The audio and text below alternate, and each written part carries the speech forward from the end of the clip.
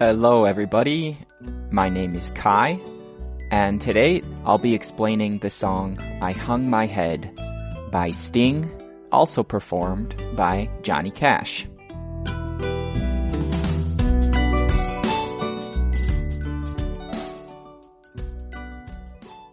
Most of you have probably heard of Sting, but this song, I Hung My Head, is not one of his most famous songs. However, that doesn't mean it's not good. In fact, it's an excellent song. One of the things I want to do with this project is to share with you not only the biggest hits and classic songs, but also music which I really love, which I feel is special in some way. That way you can discover and fall in love with new music, or even new artists, depending on your age group and background. You know, we have this tendency to stick with the music that we knew growing up. A lot of us reach this point where we stop listening or stop expanding our musical tastes and horizons. So another goal of this project is to make connections between the generations, between all the music, because in the end, it is all connected. So, back to the song. It's written in a narrative format. Sting is telling us a story, and because of that, it's all in the past tense. This particular story is written in the style of the American country tradition. That might be one of the reasons that Johnny Cash covered the song, or made his own version of the song. A lot of Johnny Cash's music is in that country music tradition. In this song, we're going to see a lot of vocabulary and imagery which makes you think of a Western film. You know, cowboys and horses and guns.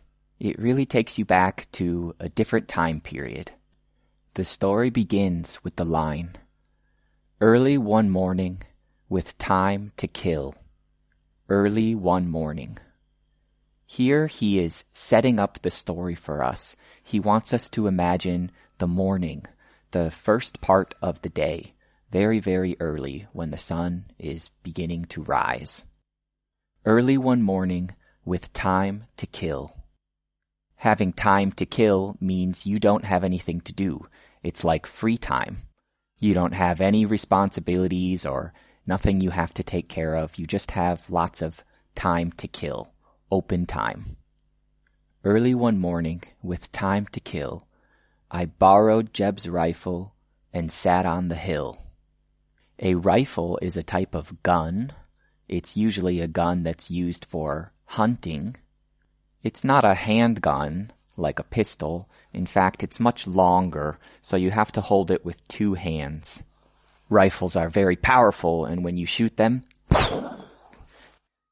makes a loud noise, and there's a big kickback. And this is not his rifle, it's someone named Jeb. Jeb's rifle. Here it says, I borrowed Jeb's rifle. It's our first past tense of the song. When you borrow something, you're using it temporarily. It's not yours, so he doesn't own this rifle. It's Jeb's rifle, but he's using it, so he's borrowing it from Jeb. I borrowed Jeb's rifle and sat on the hill. This just means he's waiting. He's sitting around. He walked up to the top of this hill so that he can have a better view of everything around him, and he sat. This is the past tense of the verb sit. If you sit on a hill, it just means you're higher up, you're elevated. Next it says, I saw a lone rider crossing the plain. A lone rider is someone who is riding on their horse all alone. And this lone rider was crossing the plain. We remember that he is up on the hill. And from this point he can see the plain. A plain is a vast stretch of relatively flat land. So in the past, he saw this rider moving across this plain. I saw a lone rider crossing the plain. I drew a bead on him to practice my aim. drawing a bead on someone means that you're pointing the rifle at them. You're targeting them, almost as if you were going to shoot and try and hit them. But here, he's not trying to hit this man. He's drawing a bead on him just to practice his aim, to try and improve his marksmanship. But then something terrible happens. It says, "My brother's rifle went off in my hand. A shot rang out across the land." Here we learn that Jeb is his brother. This is his brother's rifle. Not his rifle, but his brother's. And it says, "My brother's rifle went off in my hand." That means that unintentionally or accidentally he shot. Without him wanting to, he fired the gun. It went off in his hand. A shot rang out across the land. When you shoot a gun like a rifle, as I said, it makes a sound like poof. And this would be the sound of a shot ringing out. But we have the past tense, rang out across the land. So it was very loud. You could hear it everywhere, or across the land. The verse continues. "The horse he kept running, the rider was dead. I hung my head, I hung my head." Remember that this rider was on a horse. But he shot him, and the horse kept running. The horse continued moving. He could see that he killed this man. He ended his life. The rider was dead. I hung my head, I hung my head. Hanging your head is something you do when you feel shame or guilt. It means that you let the weight of your head fall. As in, you're not holding your head up anymore. You're just letting it dangle or hang down. It's very symbolic of not being able to handle or bear a situation. So you can't even look. You just hang your head in shame. Here it says, "I hung my head," which of course is the irregular past of the verb to hang. The story continues in verse 2. It begins, "I set off running to wake from the dream." Setting off somewhere means that you begin your journey. Wherever you set off from is where you start your trip. He set off running, means he's moving very fast. I set off running to wake from the dream. Remember, he was hanging his head, feeling very awful. So now he starts running to kind of wake up from this dream, this unreal, surreal feeling experience. I set off running to wake from the dream, and my brother's rifle went into the stream. This means that he threw his brother's rifle into the water, into the river or the stream. It's like he didn't want to hold on to this rifle anymore, so he just ditched it. He left it in the stream. Next it says, "I kept on running into the salt lands." So he kept on running. He never stopped running. He just kept going and going into the salt lands. We don't know exactly what the salt lands are, but I assume it's a place where there's lots of salt, where you could mine salt. Salt is probably the most common spice in the world, used to enhance the flavor of foods or to preserve them. I kept on running into the salt lands, and that's where they found me, my head in my hands. They here means the police or law enforcement. They were looking for who killed this man, and they found him just sitting there, his head in his hands. So after all that running, he takes a break, and he has his head in his hands again. That means he's hanging his head, this time resting it in his hands. It's another sign of feeling awfully full of shame and guilt. The verse continues. "The sheriff, he asked me, why had I run?" The sheriff is the head officer. He's like the leader of the police force. The sheriff had a question. He asked, "Why had I run?" He wanted to know the reason or the motive for running. The sheriff, he asked me, why had I run? And then it came to me just what I had done. So then, right there in that moment, it came to him. That means it dawned on him. He realized what he had done. I think he was really in a state of shock before this point. He became aware not only of what he had done in killing the man, but what he had done by running, in not going for help. In the next line it says, "And all for no reason, just one piece of lead. I hung my head, I hung my head." It's like he still can't believe what happened. It's all for no reason. He can't explain why he did this. He doesn't have a reason. All for no reason, just one piece of lead. This one piece of lead means the bullet, the ammunition that shoots out of the gun when you pull the trigger. Many bullets are made of lead, and so he says, just one piece of lead. I hung my head, I hung my head. Our story continues now in verse 3. Here in the courthouse, the whole town is there. We have a new setting, a new place. Now we're in the courthouse. The courthouse is the place where trials happen, where justice is debated and decided. Whenever someone commits a crime, they're eventually going to have to go to the courthouse, where their fate will be decided. What will be the punishment or the decision based on the evidence. And in this courthouse, the whole town is there. That means that everyone in the village or the town, which is like a small city, is there. They're all listening to the trial. Here in the courthouse, the whole town is there. I see the judge high up in his chair. The judge is the person who makes a judgment. He makes decisions about how the trial should go, whether an argument is acceptable or not acceptable, whether evidence is permissible or not allowed. So he's like a referee or someone who makes sure that the rules are followed in the court.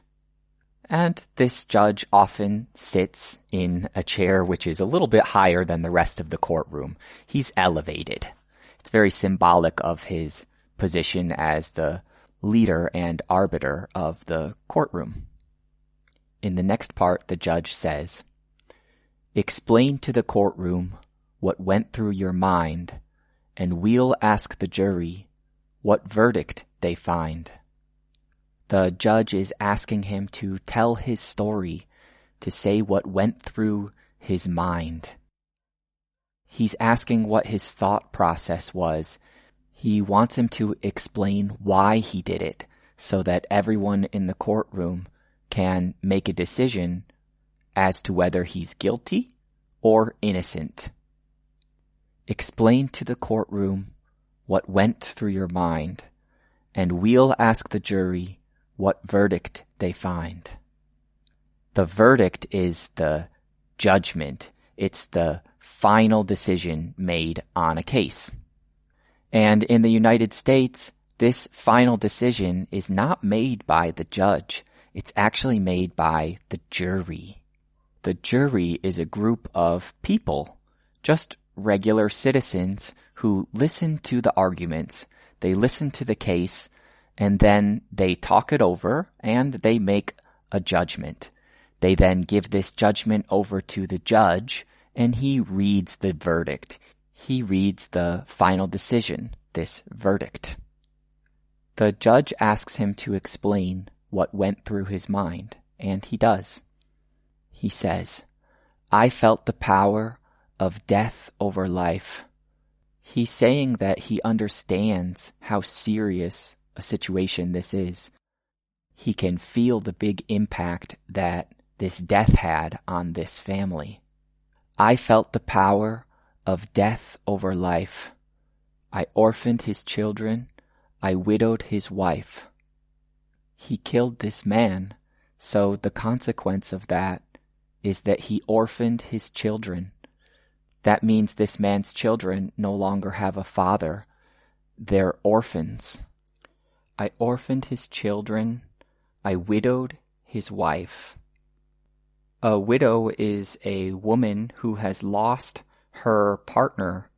Her husband has died, and so she is widowed. And he finishes his testimony by saying, I beg their forgiveness. I wish I was dead. I hung my head. I hung my head. Asking for forgiveness means that you're saying sorry. You're giving an apology for something that you've done wrong. But if you beg someone's forgiveness, then you're asking very strongly. You're pleading with someone that they give you their pardon or their forgiveness. Clearly he feels very sorry because he says, I wish I was dead. Meaning his pain and his grief is so much in his heart that he would rather be dead. He would prefer to die, and he's putting out that wish, that desire. And now we get to verse 4, the conclusion of the song. It begins just like the first verse. Early one morning, with time to kill, I see the gallows up on the hill. The gallows is a structure that's used to kill people by hanging. So hanging is an old punishment. It's a type of death penalty that was given for certain crimes.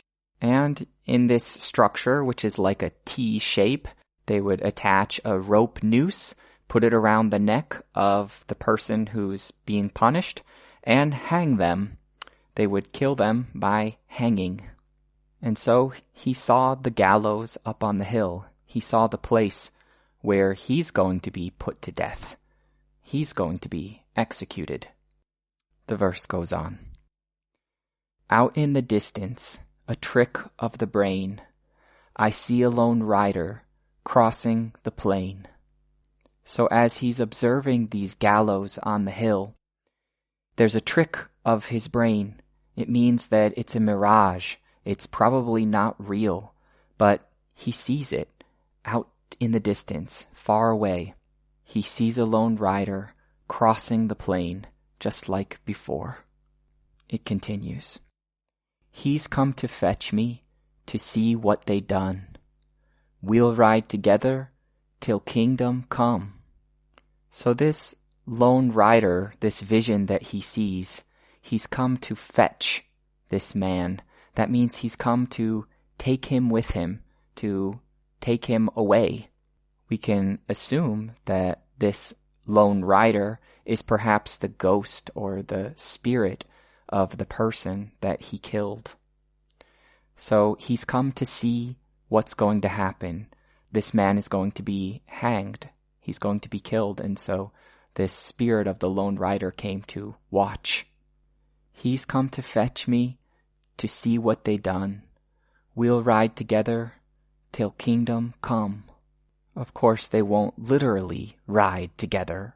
It's more symbolic of the connection between these two men and their fates, their destinies. Till kingdom come means until the end of the world. This is a religious or biblical reference, pointing to a time when the kingdom of God will be a reality on earth, sometime after the final judgment of all souls, all people on earth. And the song ends with the line, I pray for God's mercy, for soon I'll be dead. I hung my head, I hung my head. So he's praying or asking God for mercy, for compassion. It's another way of saying that he's asking God for forgiveness for what he's done. And so he wants God to be merciful This is a common thing for people to ask for when they're going to die or shortly before they'll be dead. Many people feel that they want to ask forgiveness for the wrong things that they've done in their lives. You know, I don't have a lot of fears in my life, but one thing that does actually scare me is the possibility of hurting someone or killing someone by accident. It just seems like a terrible fate to have to live with that, knowing that you caused other people so much pain, so much suffering, and that there really isn't anything you can do to make it better. I do think that it could happen to any of us, but I certainly pray that it never happens to any of you, or to me.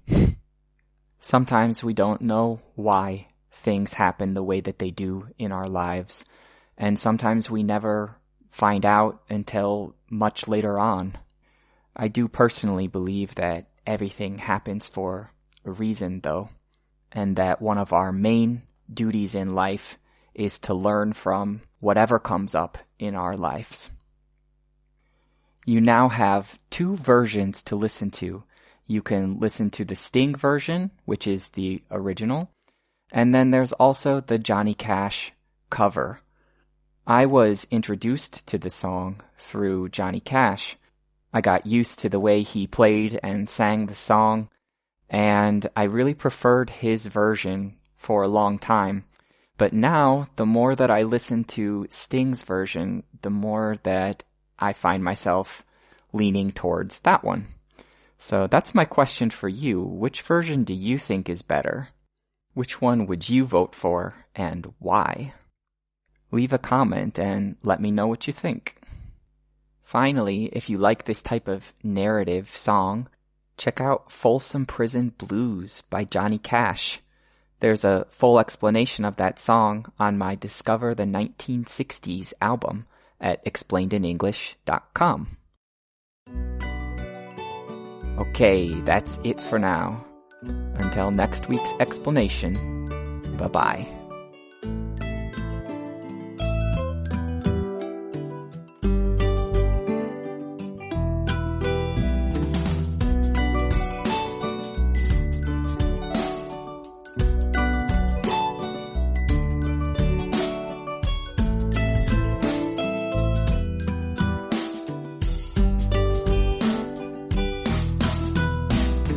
Music is unnecessary.